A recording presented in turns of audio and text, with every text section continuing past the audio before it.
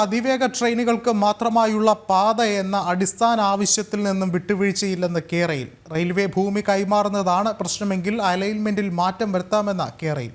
DPR dedicated speed കോറിഡോറായി തന്നെ പരിഗണിക്കണമെന്നും railway ബോർഡിനോട് കേരയിൽ ആവശ്യപ്പെട്ടു.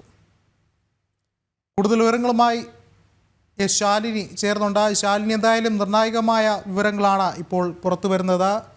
ഏറെ ശ്രദ്ധേയമെന്നുള്ളൊരു കാര്യം, തങ്ങളുടെ അടിസ്ഥാന ആവശ്യത്തിൽ നിന്നും വിട്ടുവീഴ്ച ഇല്ല എന്നുള്ളൊരു കാര്യമാണ് റെയിൽവേ ഇപ്പോൾ മുന്നോട്ട് വയ്ക്കുന്നത്.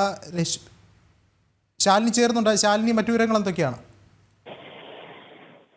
വിഷ്ണു, കേരളവുമായിട്ടുള്ള ചർച്ചകൾ വലിയ രീതിയിൽ നടക്കുന്നതിനിടയിലാണ് ഇപ്പോൾ വീണ്ടും വിഷയം ചർച്ചയാകുന്നത്. റെയിൽവേ മന്ത്രാലയം ആവശ്യപ്പെട്ട നിലയിൽ സിൽവർ ലൈൻ പദ്ധതിയുടെ അലൈൻമെന്റ് മാറ്റാനാകില്ലെന്നാണ് കേരയിൽ ഇപ്പോൾ അറിയിച്ചിട്ടുള്ളത്. അതുപോലെ ഈ സിൽവർ ലൈൻ പദ്ധതി സ്റ്റാൻഡേർഡ് ഗേജിൽ നിന്ന് ബ്രോഡ് ഗേജിലേക്ക് മാറ്റണമെന്ന റെയിൽവേയുടെ പ്രധാന നിർദ്ദേശം. ഒപ്പം തന്നെ ഈ വന്ദേ ഭാരത് ട്രെയിനുകൾക്ക് ഓടാവുന്ന രീതിയിലായിരിക്കണം പാളങ്ങൾ ഒരുക്കേണ്ടത്. മണിക്കൂറിൽ 160 കിലോമീറ്റർ വേഗതയിൽ ട്രെയിൻ ഓടാവുന്ന തരത്തിൽ അടിസ്ഥാന സൗകര്യം ഒരുക്കണം എന്നീ നിർദ്ദേശങ്ങളുമുണ്ട്. ഇക്കാര്യം അംഗീകരിച്ചാൽ മാത്രമേ മുന്നോട്ട് പോകാൻ കഴിയൂ എന്ന നിലപാടാണ് റെയിൽവേക്കുള്ളത്. നിർമ്മാണ ചെലവ് വർദ്ധിക്കുന്നത് ബോധ്യപ്പെടുത്തി സ്റ്റാൻഡേർഡ് ഗേജിലേക്ക് മാറ്റുന്നതിന്റെ ആവശ്യകത റെയിൽവേയെ ബോധ്യപ്പെടുത്താൻ കേരളയിൽ ശ്രമിച്ചുവെങ്കിലും റെയിൽവേ മന്ത്രാലയം ഇത് അംഗീകരിച്ചിട്ടുമില്ല. ഇതിനിടയിലാണ് അതിവേഗ തീവണ്ടികൾക്ക് സ്റ്റാൻഡേർഡ് ഗേജ് തന്നെ വേണമെന്ന് കേരളയിൽ കത്തിൽ ഇപ്പോൾ അറിയിച്ചിട്ടുള്ളത്. ഒപ്പം തന്നെ അതിവേഗ വണ്ടിക്ക് വേണ്ടി silver line DPR dedicated speed കോർഡിനേറ്ററായി തന്നെ പരിഗണിക്കണമെന്നും റെയിൽവേ ഭൂമി കൈമാറുന്നതാണ് പ്രശ്നമെങ്കിൽ സിൽവർ ലൈൻ അലൈൻമെന്റിൽ അടക്കം മാറ്റം വരുത്താമെന്നും കേരളയിൽ നൽകിയ കത്തിൽ ഇപ്പോൾ പറയുകയാണ്. ഒപ്പം തന്നെ അതിവേഗ വണ്ടികൾക്ക് മാത്രമായുള്ള പാത എന്ന